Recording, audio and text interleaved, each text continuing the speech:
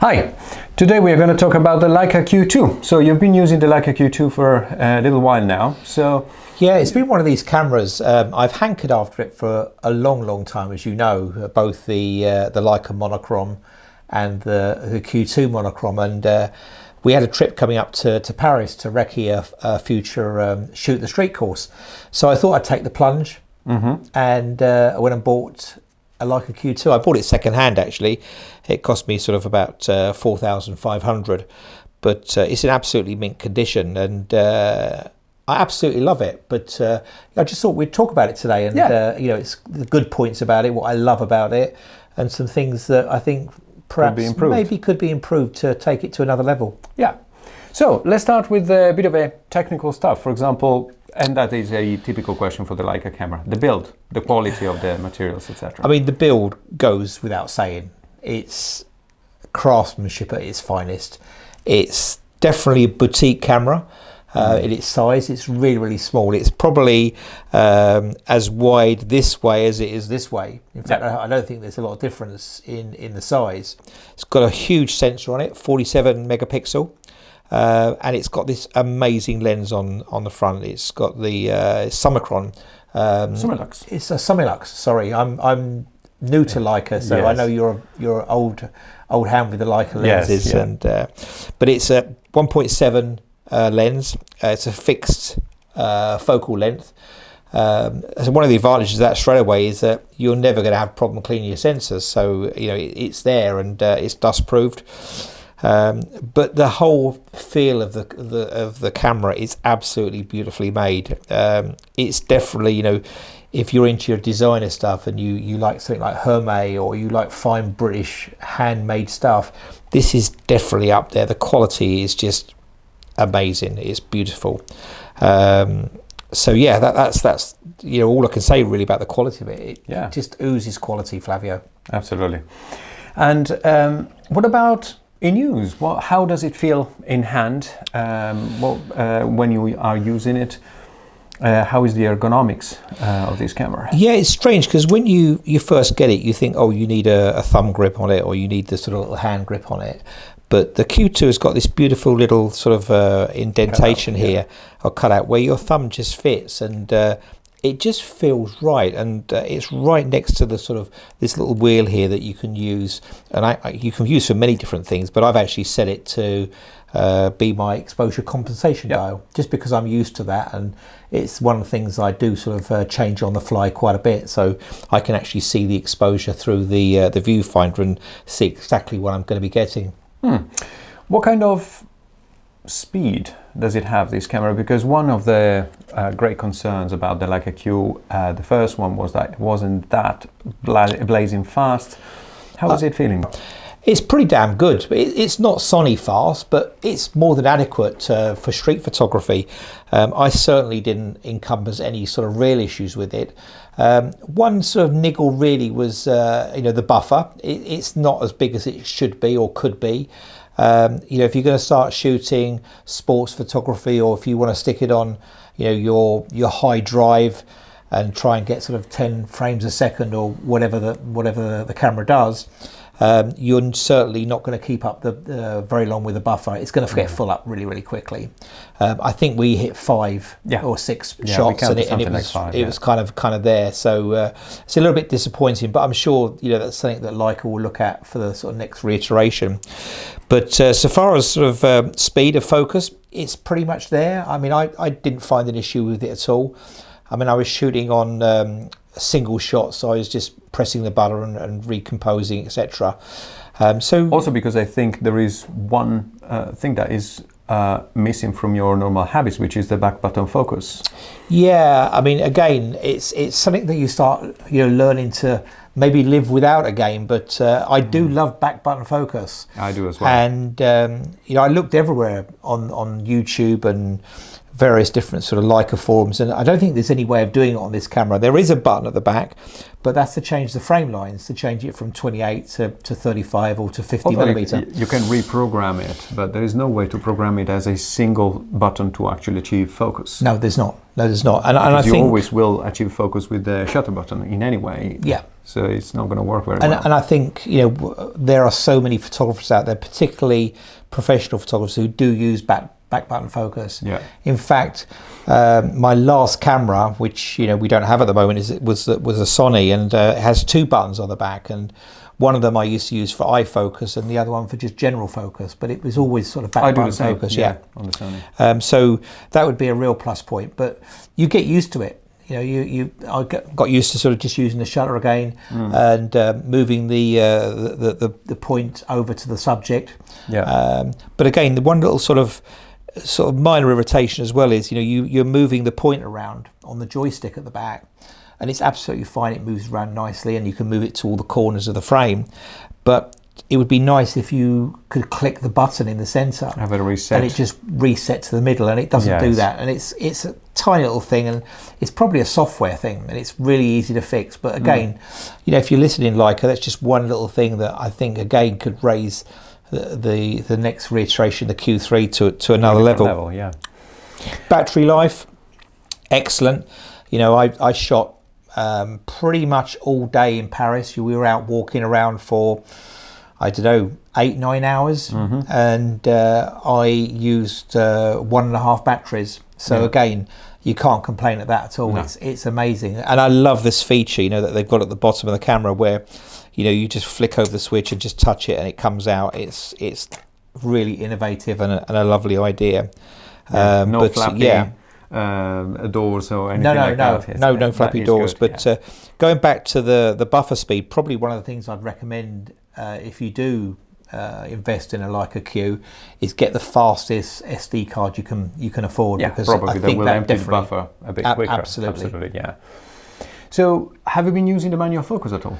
Yeah, in fact, I was originally sort of autofocusing it, and then I thought, you know what, I'll try and use it as an M camera, almost like as a rangefinder camera. And one of the things I've done is I've set the screen so that it shows 35mm frame lines. Yeah. And the M does that effectively. You know, it's got different frame lines in for different lenses. So I set it to 35mm because that's my favourite lens. I love 35mm, and probably 90% of my work, both, you know, socially, professionally, street work, is all done on a 35mm. So I just know where to go to with that lens. So I set the back screen to 35mm.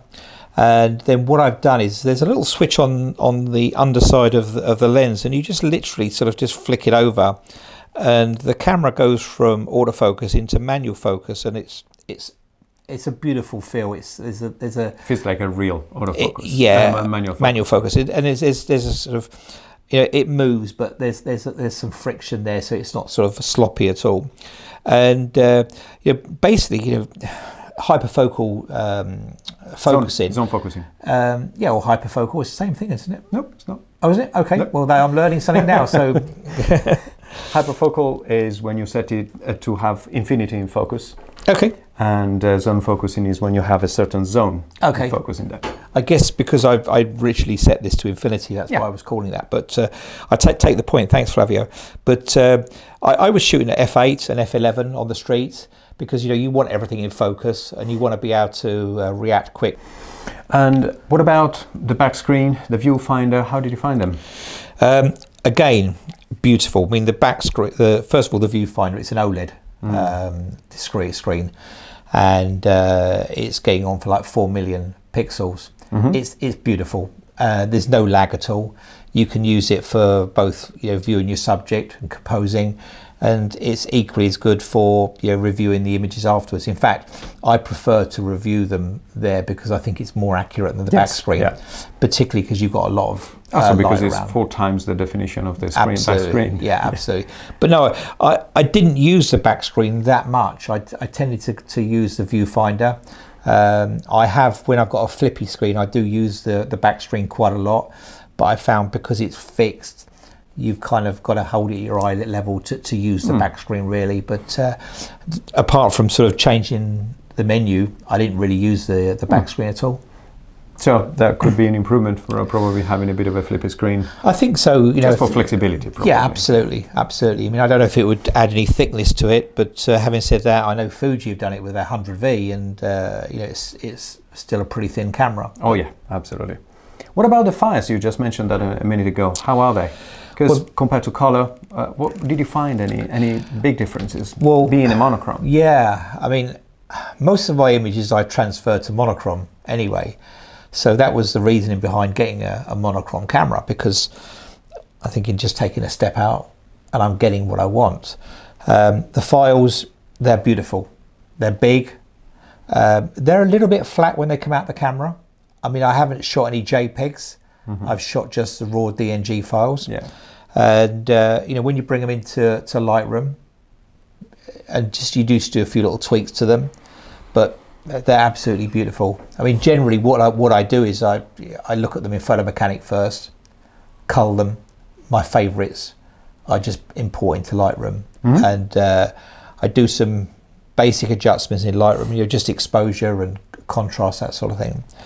And then I use a program that I've been using for many years, and there have been some sort of changes to it, although very minor. It's Silver Efex Pro. I still think it's one of the best black and white conversion pieces of software out there. So yeah, go check that out.